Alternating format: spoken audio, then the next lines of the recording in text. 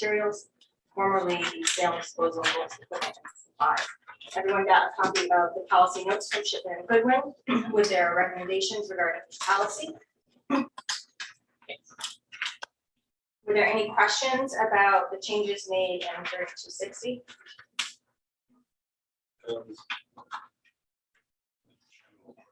Actually, we're talking about basically recommending that there be a minimum $500 before it per item. That's in the current policy. I would Yeah. recommend it stay, and it's in Items total, value. right? Yeah, so we're getting rid of a textbook series that would come before even though each individual textbook, it's not worth $500, but the whole lot of them is worth $1,000. It would come forward. What about like furniture? So there's sometimes we throw away furniture because we get new furniture. We have to keep Well, rotating. we don't it. throw a lot away though. We donate. Well, that's the question: is how do we notice the public or notify the public that there's That's. good stuff available? Yeah, we do it through Yeah, different towns. You know, we notify, this bill works with the town on that. Okay. They notice it. We got a problem ahead of us with like e-waste, computer waste, old TVs and things like that. So worth nothing, you can't pay somebody to take it away. So about the gallons of mercury and nuclear waste that we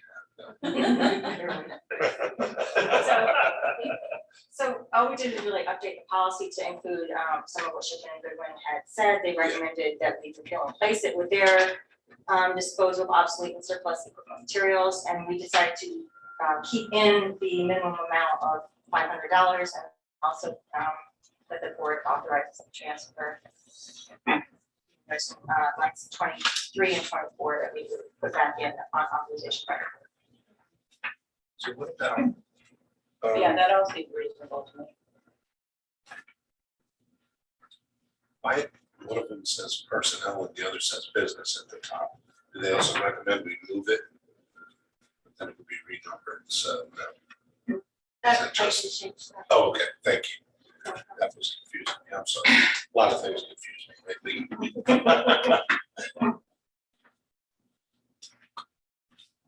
Okay, so you're gonna make a change from personnel to business. Catch that, good one. Good one, Seth. All right, I just watched. all right, so that's 3260. If there's no other questions, we will move on. So at the end, we're just gonna go through and make the motion to rescind and replace the policies as one day unit. All right, so policy number 3453. School activity funds. So again, Shipman recommended repealing and replacing their policy for consistency. This is mostly about authorizing the superintendent or his or her designee to establish the school activity funds and to make sure that they designate a person to serve as treasurer to oversee the activity fund and keep the accounts separate and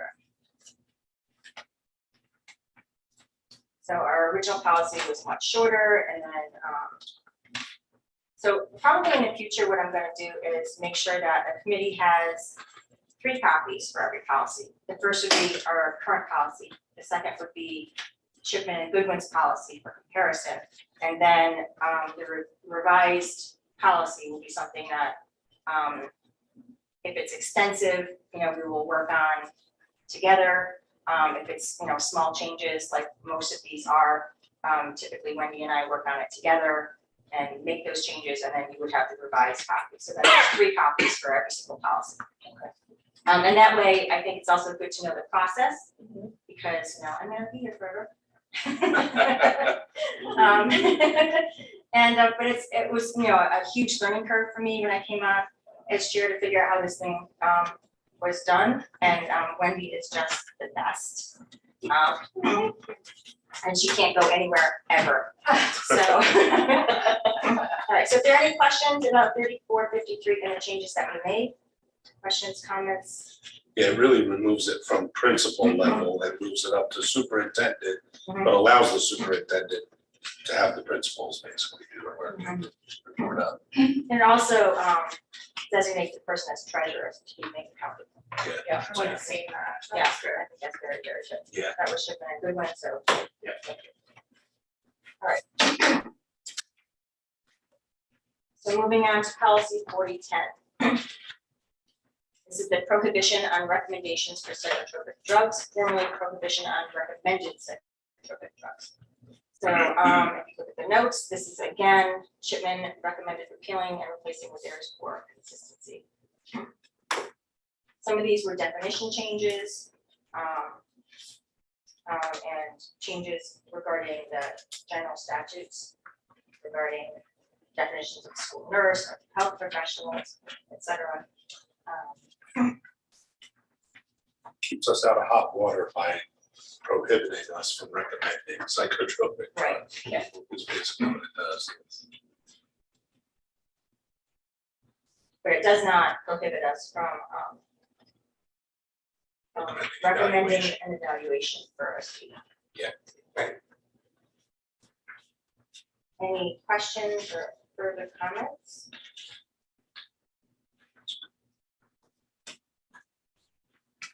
Not for me. All good, we move on? All right. Now we are up to policy 4040, plan for minority educator recruitment, formerly the minority recruitment plan. Shipman recommends repealing this policy and replacing with their consistency. And that said, the board should ensure that the plan is tailored to our needs and desires. So the one change that I had discussed with Wendy was that we wanted to include under all the numbers where it says the board, we added the board's designate. Because that was in number 6, but it wasn't in 2, 3, 4, 5, 7. And so to be consistent with the policy, we added board's designate for each one.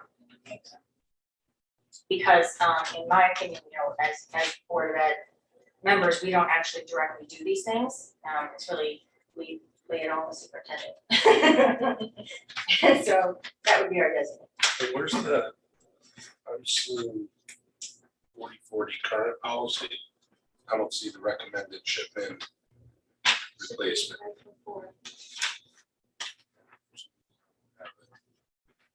4112. It's just the one page.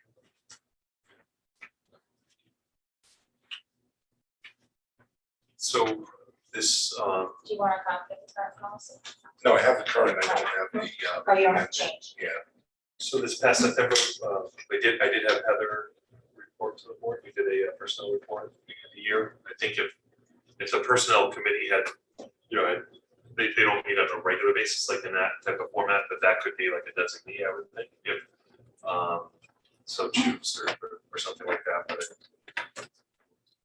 we're to see our efforts in that area and how we did. And, my other suggestion would be instead of minority, I would say educators of color throughout the policy.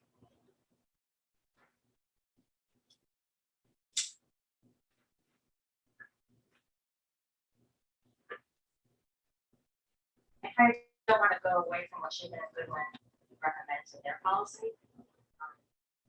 I would assume that they have, the most current legalese. I think legalese it's fine. I think in terms of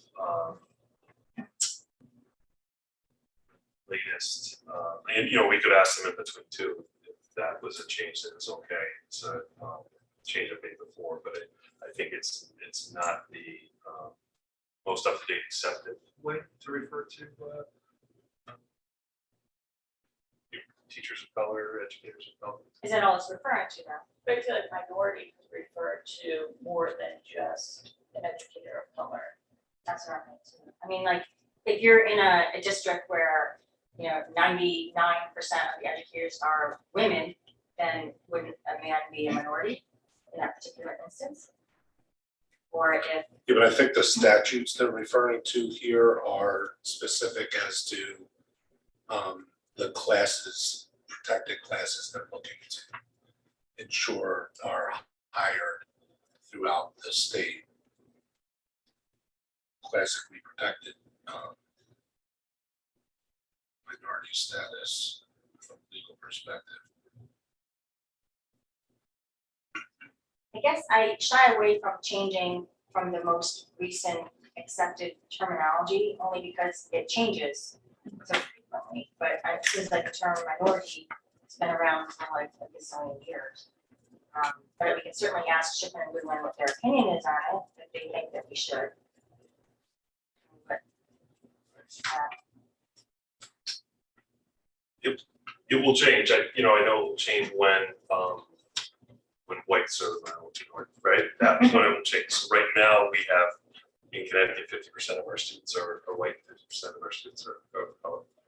And I think we're at that point where we'll be close to shifting. And I think that's when minority, in my opinion, will change. But yeah, I think we can, in the meantime, I think it's definitely a good policy update. I don't have any other changes or I mean, recommendations. I think maybe we can, it's not gonna go forward to the full board tonight, Correct. so we have until the next meeting, and we can just shoot out a question to Shipman and Goodwin. Sure. And get their response on it. Yeah. And then, if we need to change it, then we could just do it with an amendment as it moves forward to the board. Yeah, because to Seth's point, if you, and correct me if I'm wrong, Seth, you were saying that the term, you believe the term minority, and this is referencing what the state is The- classifying as minority groups. So if the state changes their classification of minority groups by us leaving the word minority in, it is keeping us consistent with It's a generic identifier for for what the a state changing is. definition in the statute Okay, that the state will update from time to And time. we're constantly updating as the state changes the definitions. right, It exactly. be anything new, Yeah, and we've been doing that all year long, but But as long as the state statute refers to it as minority for now, then we would be safe. And if they just change the definitional status of and add more, statuses, Well, I different think kinds of people to the definition, right. then. we're One of the safe. legal references Then is we're specifically said that Connecticut General Statutes, 10-156 EE duties are the minority teacher recruitment. So just the fact that they have that terminology there tells me that they probably use that terminology throughout the statute. Yeah, And not to say that they're not gonna change it tomorrow, and I'm absolutely sensitive to Craig's point, and I think that, we probably should ask them in between. I suspect that they're gonna say, there's, we're using minority as the statutory generic definitional term. To cover all this. My guess is though, because the statute states it, that they're gonna keep it until they change the statute, which, again, could happen at any point in time. but it's always worth an ask, Oh, as you sure. said, we have the time in between, so. Sure. All right, so any other comments about 4040? We'll just add that in and then we will, if we need to amend, we will. All right, so then moving on to policy 4112, the hiring of personnel. So I actually have a note on this. So the current policy had the last line in it, which I don't know if you guys have the current policy? It says the last part was superintendent shall provide regular reports of all teaching vacancies, leaves of absence, transfers, and new hires to the Board of Ed. That's the current policy. And in our revised policy, which Shipman recommends comparison of the current policy. This current policy includes more specific requirements relative to the hiring of administrative staff, which the board may wish to maintain. So in reading this, I kind of, part of me was like, well, I don't know if we need to have it in the policy, but as a Board of Ed member, I would like to know when we have staff vacancies, when people have, quit or left or retired or, I know that we have like the retirement, what do you call it, banquet, whatever. That's right, yes. But I feel like, unless we're specifically going to that event, like, I don't know who it is, who's, and I kind of feel like, as a Board of Ed member, I would like to know if we are having like a a large number of leaves of absence or teaching vacancies, new hires, new the whole thing. So I don't know if we need to keep it in the policy. It's in our current policy. In our revised policy, it does not have that statement. And so I kind of would like to know what Dr. Cook thinks. So it's something I'm familiar with. It's not something that I believe Madison has done recently, but that could be something we could do once a month on the consent agenda to share new hires, and we'd have to talk about which groups you wanna know. Do we wanna know, every custodian para? We wanna know just certified staff, but we could certainly provide all that. It would give you, an insight into terms of like what positions are open and what's been filled. I know we do some, report in September now, but we could do that once a month in a consent agenda. I would say September through June. So some of this, especially leaves of absence, Right, some of it we can't. could touch on personnel matters Right, that right. we can only cover in executive session, Yeah. especially if it involves an individual. Right. But you probably can report just We by report a number. The problem is, like, And I don't you know if you destroy the anonymity Yeah. if there's one art teacher at Polson and you say there's a leave of absence of an art teacher, And at Polson, you know? Right, So, we used to actually 2.5 superintendents ago. I'm saying a half because there was an interim in between. So 2.5 I'm like, permanent two permanent superintendents ago, we used to get just like a one-liner update when we went into executive session on personnel that would report to the board, like, hey, here's what's going on with vacancies, absences, leaves, and that sort of thing. And, we would talk about it if it was problematic, or if a board member looked at that and said, oh, I've got a question, like, are we really short on Spanish teachers already? Are we having trouble recruiting? Right. What impact does this have? Because it looks like we're having a leave of absence for a Spanish teacher. Right. You know what I mean? But that is talked about in executive session because it's a direct personnel matter. And how long? Like, sometimes it might be a week, and sometimes Yeah. it might be a year, Yeah. somebody might be taking a year off, but just had a. And then there's contractual privacy that they're entitled to that, like, if it's a medical condition or something, maybe, right. Craig could inform us that it's, it's a medical condition, but Right. can't There's a say, medical leave, and yeah, that's- it's a medical leave, yeah, can't say.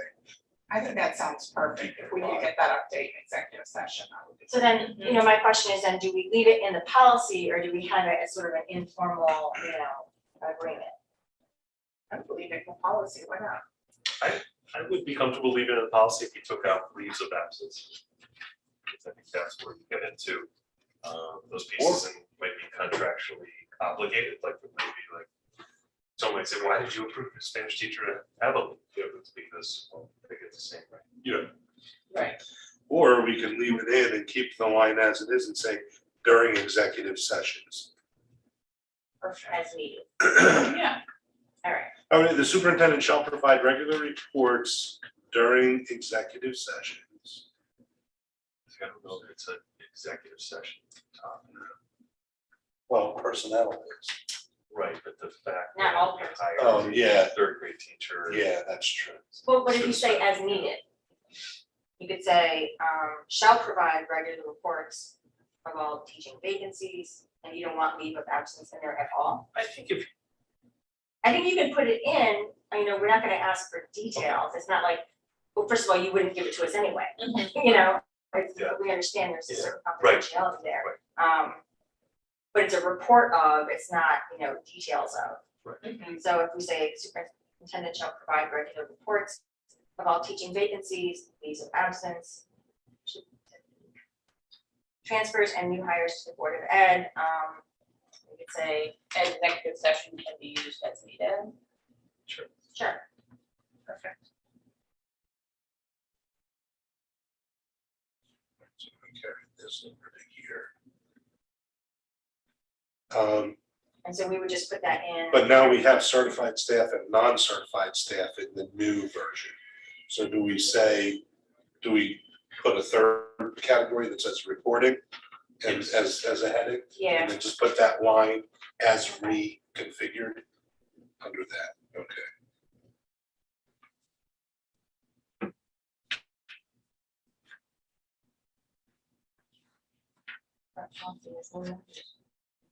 Oh, yeah. All right, so with those changes then, I would just, for clarification, I Yes. don't think it needs, anything needs to be done differently, but the understanding would be, and haven't had this come up thankfully, but Bill McMinn or Art Sickles' position, that person reports directly to Peggy Lyons, their town employees, even though we're paying a portion of it. So they would follow that hiring procedure. I would suggest if we were going through that hiring process, because they're administrator, obviously we have board input, but I don't know, that we could have them go through this policy. Probably, I think that's understood. yeah. I Well, don't- because they're not certified staff or non-certified staff, or do they count as non-certified? I just, because it talks about administrative appointments. So I think I would, if we had an opening, I would be keeping the board informed of the process, but I don't think they wouldn't come before the board for. Well, because we don't appointment directly or hire them. athletic director. Right, So this is under. I just hiring wanted to person. make Yeah, that clarification. I think that would be sort of understood. Okay, good. Because we don't directly hire those Correct, positions. yep. All right. Yeah. So we'll add reporting, and then superintendent shall provide regular reports of all teaching vacancies, leaves of absence, transfers, and new hires to the board of ed, executive session can be utilized as needed. And then that's finished. All right, moving on then to policy 4112.8 nepotism.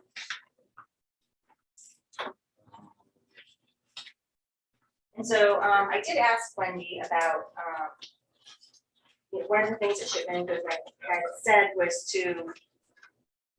they recommended repealing our policy, replacing with theirs for consistency, but also to check with our town policy to make sure that it's in alignment. And so we did check it, and they only have a couple of lines from the ethics, code of ethics that's posted online.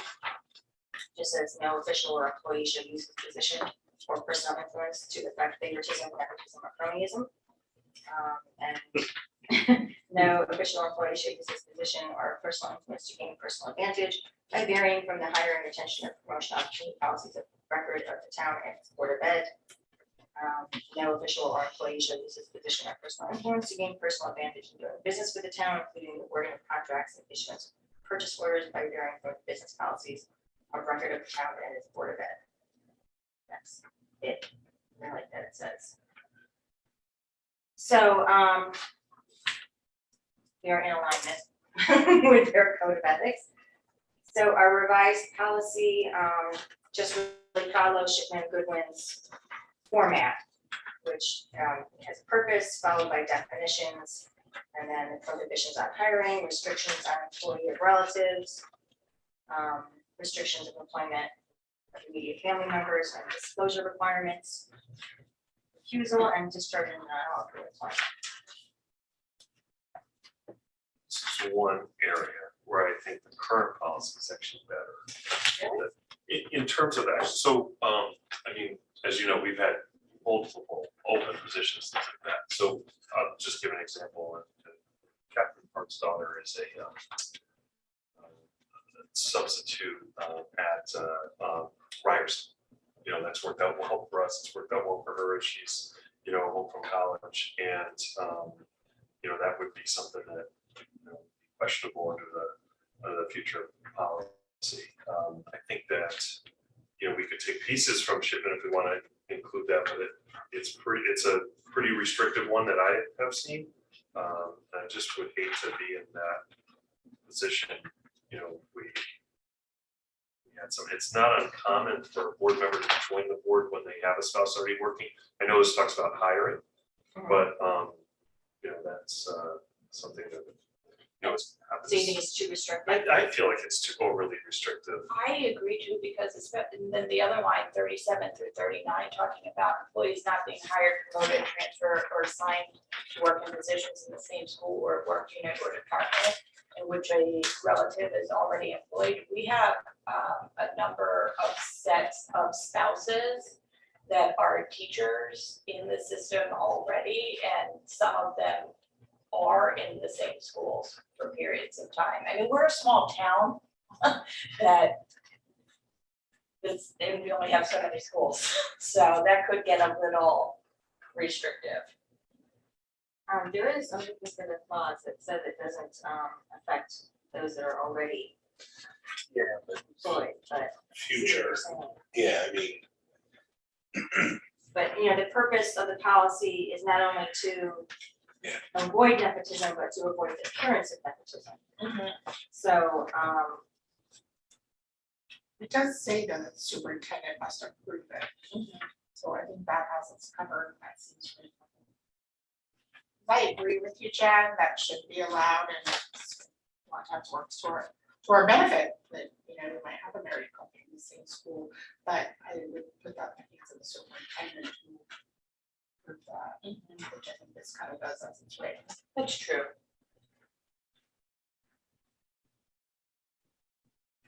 It's basically saying it's worth a conversation, it's worth including the superintendent, which Yeah. I think it is. Yes, oh, yeah, 100%. What do you think about that, Dr. Cook? In certain places, there's that waiver. I don't see it throughout. Yeah, I know. But I would suggest we add it throughout, because to your point about the substitute teacher, that's a win-win, we don't want to shoot ourselves in the foot on that. well, this doesn't restrict the situation with Catholic Because Partners. they're two different schools. But it was, And so you've got district level, right? But then you've also got restrictions on appointments of relatives, and what it really talks about is as long as they're not in the direct supervisory line of that person. So if they're in another school, that's fine. So really, the greatest restriction is on your family. I'm okay. I'm very much okay with that. Well, honestly, though, it's for Dr. Cook and for board members as Board well. members, board yes. Or do you, Jeff, my son is 7, so I don't think it'll be a concern. Yes. Dr. Cook, do you feel that in that circumstance, we should substitute teacher should be allowed to be in Jeffrey also, or in Jeffrey Olson?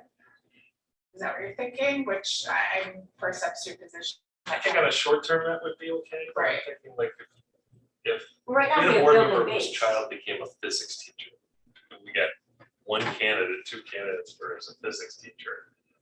I don't see that as a situation where we would have undue pressure because if the person didn't get the job that's what they want. Like just as an example, you know, so I just wonder if it's overly restrictive.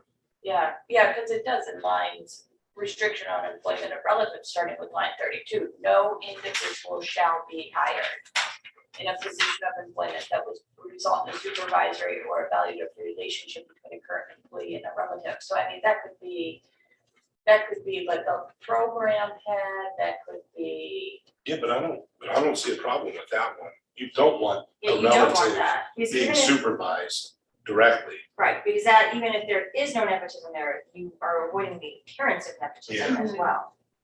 Right, no, that's true. Right, but it doesn't have. the And word- favoritism, you're avoiding favoritism Right. of that person getting positive evaluations that might aid their career because the person in direct supervision Right, like that can't happen. is evaluating them. Mm-hmm. You know what I mean? I think the question though is it doesn't say directly supervisory or evaluative relationship. Well, So- line 37 to 39, is that what you're? This one, it seems, like it would be sort of an exception. So 37 to 39, employees will not be hired, promoted, transferred, or assigned to work in positions in the same school or work unit or department in which a relative is already employed unless the superintendent approves such assignment, right? Yes, that we agree to.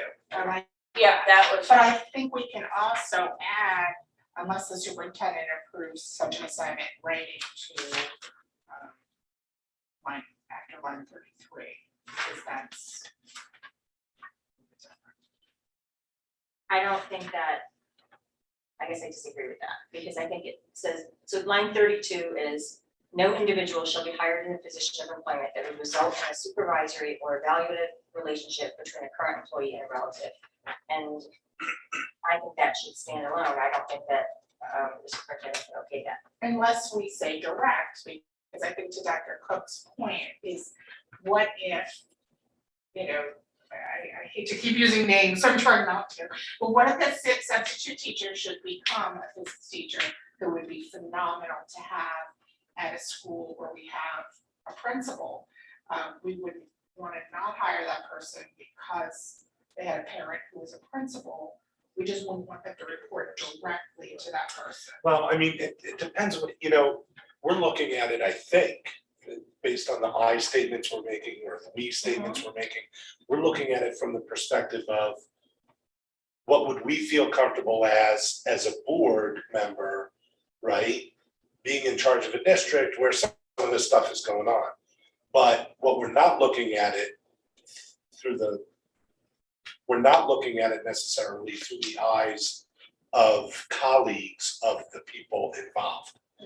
And, if there's a perceived favoritism or that person gets promoted or tenure earlier or whatever it is, then that could cause harm in the district that we're not kind of viewing at this point, we're not anticipating.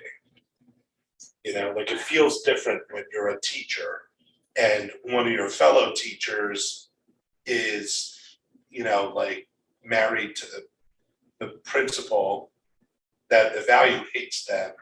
And what do you know? They get a good evaluation all the time.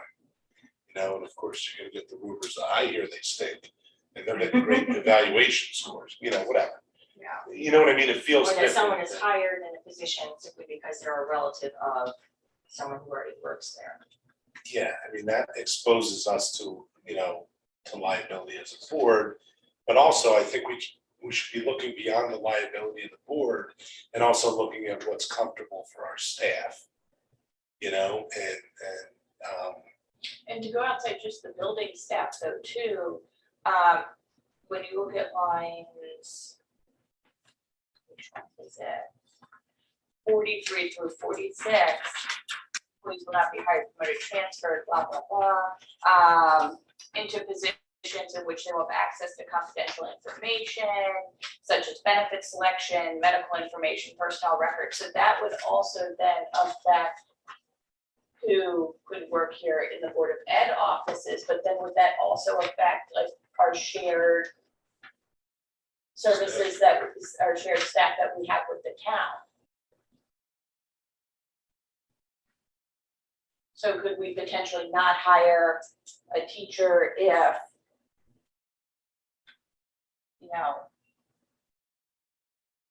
it's articles relative? Right, or the human resources. Or human resources, Yeah, I mean, human resources would But be I the think biggest isn't that thing. standard? I mean, just even outside of, the school system, it's pretty standard that you don't hire someone to have access to someone else's personal records if they're a family member or a relative. That's pretty standard. I think in reading this, it was my perception that this is boilerplate, that this is standard no matter where you go. You're not gonna hire someone who is related to someone. You're not gonna hire someone and put them in a supervisor position over a relative. It's just, you don't do it. That I think we're good with in terms of that example that you gave, or in the same school, but what if it was a different school? It was the middle school principals. So it's not in the line of evaluation, and that's why there's a distinction made between family members and others. So an other is, a citizen of Connecticut who lives in Clinton, who happens to be, a brother or brother-in-law of one of our, All right, you've lost me. who might, well, no, it might be the brother-in-law of the superintendent, right? If they're the brother-in-law of the superintendent, they can't be hired here. If they're the brother-in-law of one of the principals and they go to work in a different school other than that principal school, then they're just an other and not a familial member of a higher up, of an administrator, right? So if they fall into that other classification, then there is leeway to hire them and have the district benefit from their, whatever, from having them as a staff member, as long as they're not in the chain of evaluation or supervision under their, or over their family member. That's reasonable. So it sounds overly restrictive, and when you read immediate family and whatever, but when you really parse it out, it's not as harsh as it sounds, I don't think, because it does provide leeway for a situation like what you were talking about, where the substitute is substituting in a different school. So do we want to move forward with this, or do we want to look at it a little bit in more I detail? think we need to look at it in more detail because, that's one layer of that onion that I just peeled Right, back, yeah. but, I feel really, um, do we want to, How about we in look public at this? education, Yeah. there are teachers who marry each other. They meet each other on the job, they get married, Right. and, if they're both high school teachers, we only have one high school in town. Do we want to ship one of them off, Right. or do we want to have leeway, to allow them to work together, as long as they're not in a supervisor evaluator role? Yeah. All right, so let's, And then there's collective bargaining agreements that could come into play too. Yeah. well, let's throw some more in here. All right, so why don't we each take a look at this more in depth, and we can,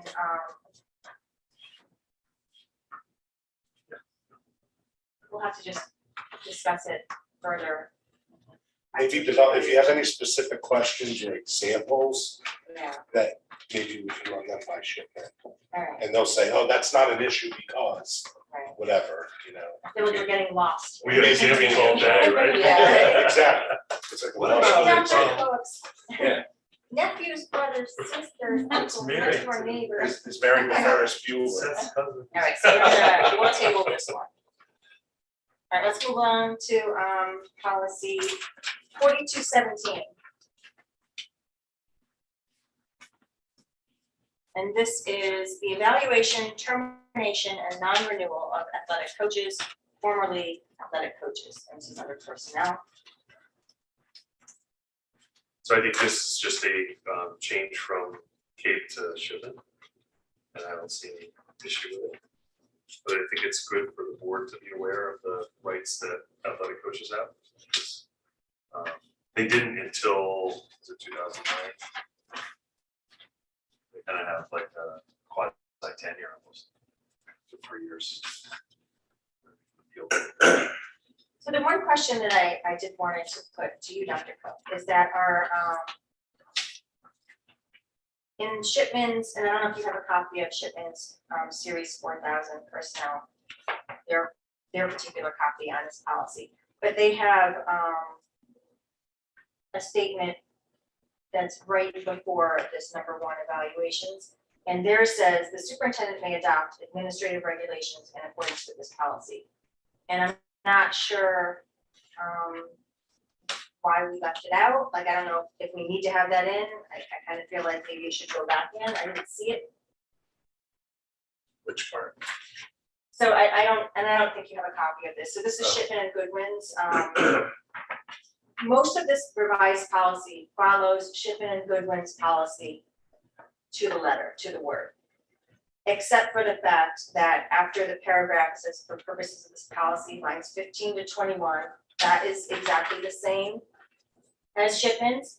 And then lines 23 to 25, that's Shipman's. And then in Shipman's policy themselves, they have the line, the superintendent may adopt administrative regulations in accordance with this policy. And it's not in our revised policy. Okay, did So- they provide a suggested reg? Because I'm trying to think of what would. be- No, they just said they recommended repealing our policy and replacing with theirs for consistency. Right, And I just don't know if it was just an oversight that got left out. But I kind of feel like that, the next one that we're doing is actually a regulation. that was a policy and is now a regulation, or going to become a regulation. So I feel like maybe we should put that back in. I feel like that's always the case, like we could always Like, have. we don't need to say regs. that, it's Yeah, sort of that's what an I feel like, understood. Yeah. Right. And Because then the rest of it, you know. before the next meeting, I can work with Wendy and look at that reg, or they have a suggested reg, but I think this is a pretty. So do you think it's worthwhile to ask them about that line, or to just leave it out and accept it as is? I would leave it out and accept it as is. Okay. in my opinion.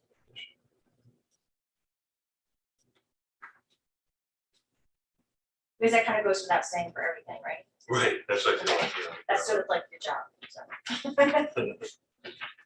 All right, so literally all the changes from our current policy to the revised policy is adding in Shipman and Goodwin's language. Did anybody have any specific questions or comments? Not for me. I think that's reasonable.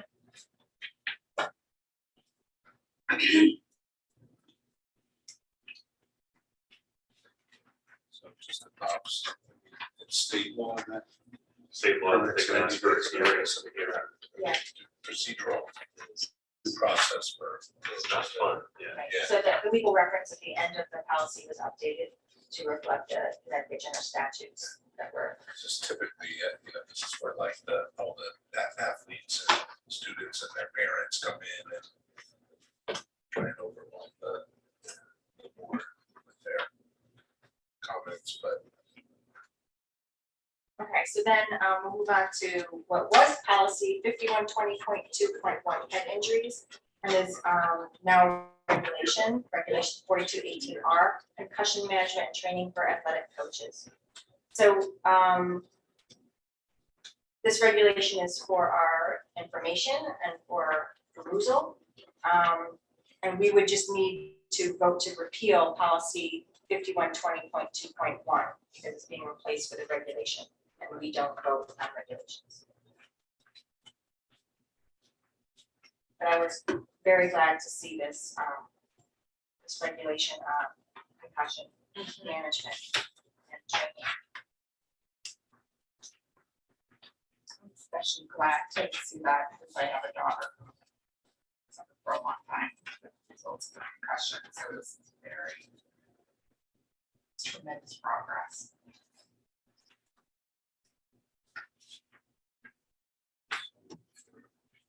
Any further comments on 4218R or the repeal of 5120.2.1?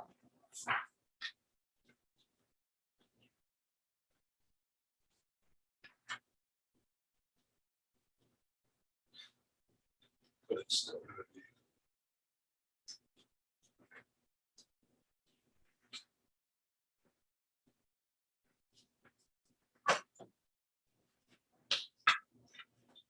Okay, so policies for discussion. We're going to. I'm actually going to do 5090.9 first, the use of private technology devices by students. Can I just make a recommendation? I'm sorry, going back to the concussion. Sure. protocol. If we can make sure that all the school nurses and school districts, physician and trainers get copies of the new regulation, that would be great. Probably also go to the guidance counselors as well, because any Yeah. communications that go to teachers about educational accommodations probably come from them. Yeah, that's good.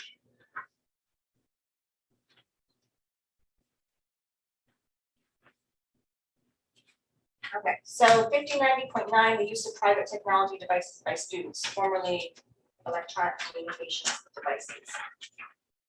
So this was a large change from the previous policy.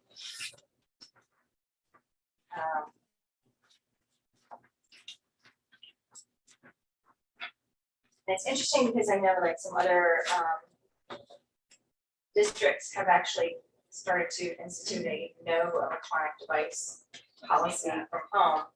And so I just wanted to have Dr. Cook's input on this. I personally don't think that we want to put our teachers in a position where they are policing students, because that is certainly not their job. So, this policy came about because we were looking at it in relation to students bringing in their own devices, which was encouraged at one point, which most districts did do that. But now that we're at a point where students need to take the state assessments and a lot of class assessments on a Chromebook, we want to make sure all the students have the same technology. And they're ready for that. In terms of phones, I have found that to be not a major issue in Madison. I don't see abuse of phones during the school day. Students out, having it out in the classroom, things like that. I think we're, pretty reasonable. They use them at lunch. I see, in the hallways and things like that. But I think, our students have been phenomenal with that. That I have seen. I have not heard concerns from the principals, and oftentimes it's a problem when the kid first gets their phone. So I know in fifth grade or sixth grade that sometimes becomes a problem, but it just has not risen to my level. They've handled it well. I'm pleased that it's not to the level that other districts have seen or I've seen in other places.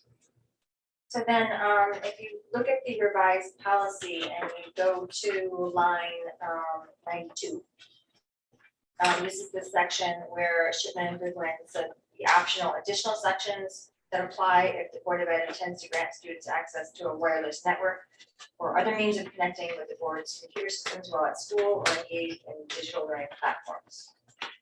So I wanted your input on this. We do. So we have a student network, civic guest network that students are able to access for Wi-Fi. So that would be something. All right, so then everything below that from below 97 is in reference to that. And so did you have any other input with this particular policy? No, I thought it was good. We've had our take a look at it as well. Okay. That's my only question for you. Does anyone else have any other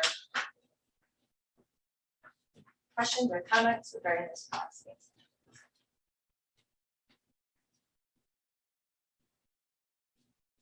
In my electronic packet, I don't even see that one in here. It's listed up above. It's listed at the top, under policies for discussion, and then under policy notes, it's listed. But then when I scroll down to any of the last thing that's popping up is the personnel of the concussion management.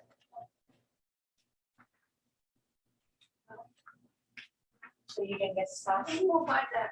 That's weird. It's the packet that I'm looking at is what I scanned and sent to all of you. Uh-huh. So I'm not sure what that is not there. That's You're weird. welcome to take that. Okay, I'll take Take a that quick from look. me. Okay, thank you. Yeah, no problem. Do you have it, Jen? It's not in the electronic version, but Wendy just gave me a paper copy. I'm not sure.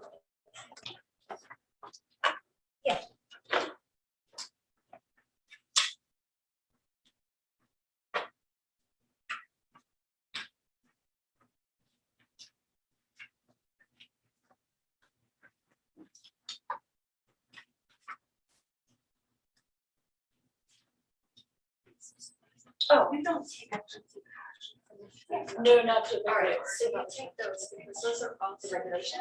Oh, okay. I'm not sure Well, what Jen's they are. reviewing that right now, so if you want to Oh, ask, here. you want to ask me, you want to ask them about the regulation?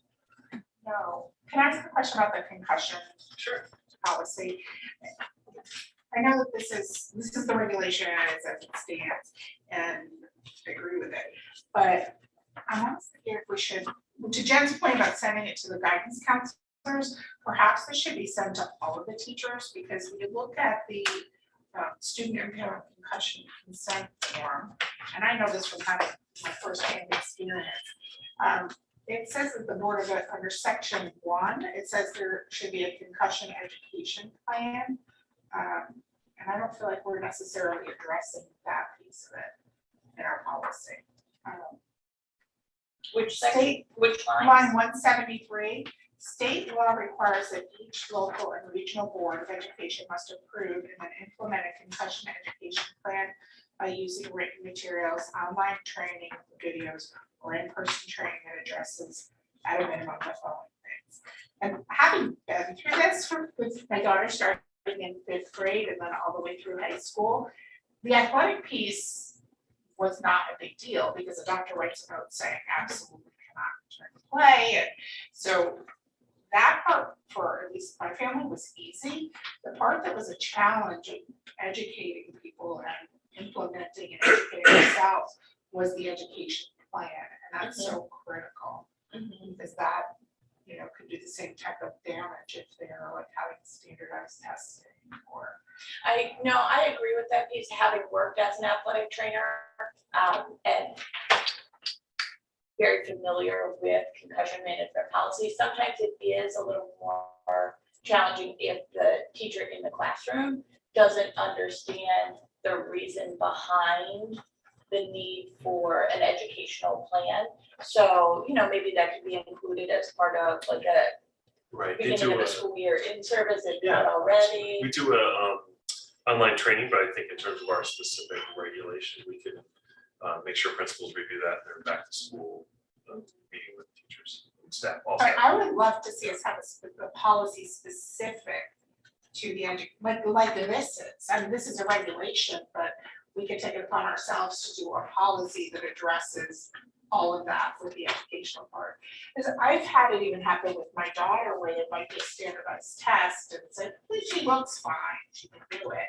And then by the end of it, she happens to be out of school for a week because her symptoms have progressed so badly. And Well, and that's the piece where if, you know, the note is in the nurse's office and it's been, the nurse's office should be communicating it with the guidance counselors and the guidance counselors to the individual students' teachers as to when they are cleared for full participation. And full participation should include both academics and athletics, because to your point, part of a concussion management protocol, it's things like you don't watch TV, you don't read, You don't look at a computer you don't look at a computer screen. Those are all things that can, you know, trigger a return of symptoms, even if somebody is seemingly asymptomatic. There is, you know, as an athlete, a return to play protocol where you're gradually increasing the amount of physical activity and stress that you're putting your body through and evaluating whether or not there's a return of symptoms. So academically speaking, you know, increased amounts of reading or computer time, you know, those things could trigger a return of symptoms, even if somebody had been feeling fine at some point. absolutely. So typically though, Shipman and Goodwin does not recommend a policy when something is state law, because we're required to follow state law and Connecticut statutes. And therefore, most of the time, we don't have a separate policy for it because it is required by law. Right. So if you read line 173, it says state law requires that each local and regional board of ed must approve and then implement a concussion education plan by using materials, blah, blah, blah, blah. So we have a concussion education plan that we already have in place. So, I guess, do we? Yes, Is there? yeah, concussion management. Yeah, there Yes, is, yep. okay, for the educational piece, like to what we were just talking about. And we worked But on we don't some have a policy. return to learn as well. Yeah, return to learn, that's a big Well, I mean, key phrase. and one of the reasons to have the regulation is basically the board is just allowing the superintendent to regulate that part. So, you know, given that the superintendent is bound by state law to do these things, I don't know that we necessarily need a policy. I think Shipman's point is we don't necessarily need a policy for that because the superintendent is bound to do it anyway. So, And I will say, a lot of these policies do tend to be more centered around athletics and coaches as opposed to the general Academic. student population. Yeah. Because you can be in a car accident and sustain a concussion, and you're not gonna necessarily go through this same concussion protocol because your injury didn't happen while participating in a school sport. But to that point, you know, the medical staff at the school, the nurse's office, and the guidance counselors, they would all still be aware of what a concussion management program entails because of this, even if this injury was not sustained in an Absolutely. athletic. And that happens all the time. Yeah. But we had, before it was regulation, we had a policy, head injuries. Yes. Right. But now Shipman recommends the regulation instead of a policy. But it's just specific to sport, so I'm wondering if we could ask them if we could have a policy regarding head injuries or concussions for everything else. Because it's not just coaches, it's for. To Jen's point, if it happened, my daughter was, on New Year's Day, it was a skiing accident. So it was not related to a sport, and the coaches, she had at the time, because, she just couldn't participate. But it was very critical, and it would have helped my family a lot if there had been policies in place to, that everybody was aware of, all of the teachers.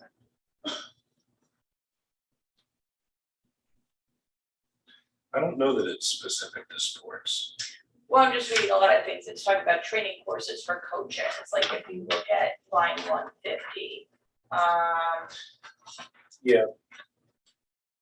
Well, if you, the title of the Connecticut General Statutes section is concussions, and then it's got that whole list in italics, right? Now, most of them refer to sports, right? But some of them don't, like education plan. Right. That's neutral as to whether it's related to sports or not. It just requires that a student with a concussion have an education plan related to that concussion. I saw that and I thought that was good, but I think that can be pulled down, be a policy that's either general head injuries, concussion, because of the way we're doing this, it's called concussion management training for athletic coaches. That's what it's called. So we we don't approve a regulation, we don't vote on it because it's a regulation.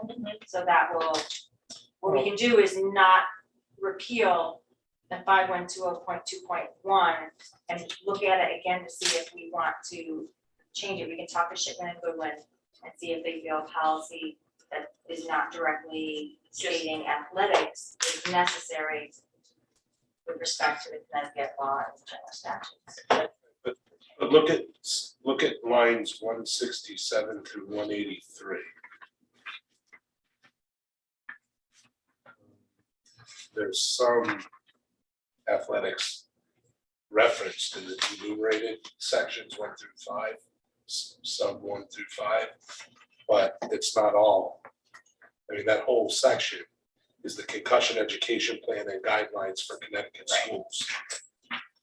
Which I think is critical, and I think that's very important, but it's kind of buried underneath concussion management training for athletic coaches. That's not something that like all the educators and administrators. So I think but I think we need to table the discussion for tonight. Sure. So the regulation will go on as a regulation. We can hold off on repealing the 5120.2.1. I don't think that there's going to be Discuss that later. I don't think there's any sort of conflict there. And then we can discuss how we want to approach it as a policy in general and ask Shipman and Goodwin their stance on that. Yeah, and Because we still have 2 other policies to talk to tonight and we are almost out of time. We are like negative time now. Okay, so super quick, policy 1150. This is the policy that we have looked at previously.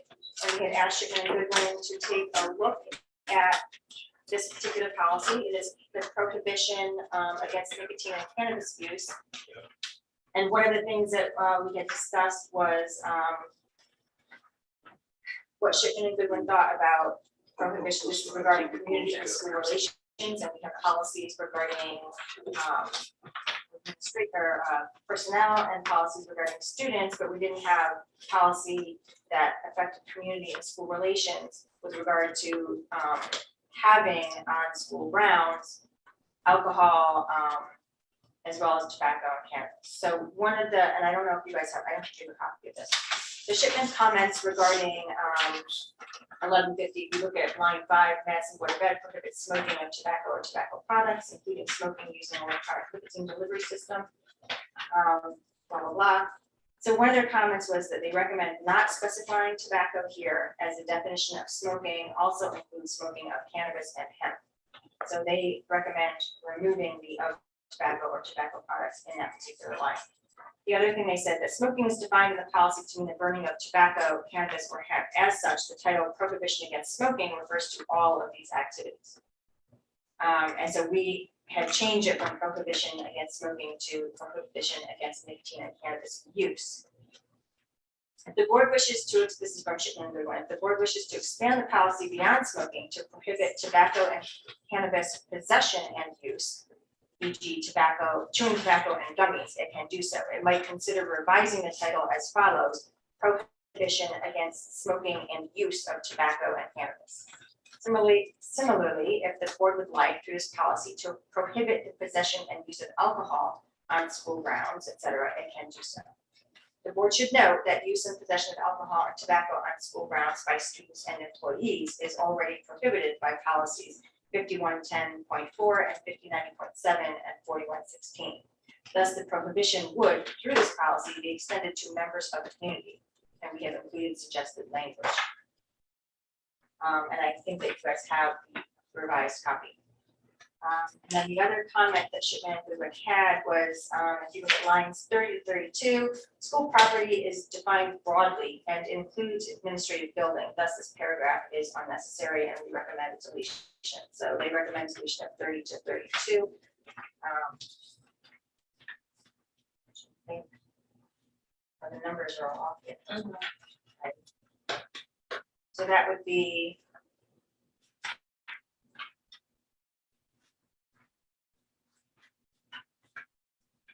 line 65 to 67. That's what they're referring to. They're saying to delete that because it's already defined. And then they also said, last fall, the Connecticut legislature expanded the existing ban on smoking on school grounds to expressly prohibit smoking or vaping marijuana in any area of school buildings or facilities under the school's control. Notably, however, the law itself did not go so far as to prohibit the possession of marijuana or its recreational use on school grounds. Policy's Part 1000 series applies to everyone on school grounds or in a school-sponsored activity, including, for example, parents and community members in a sporting or cultural event, or using the school playground on a Saturday.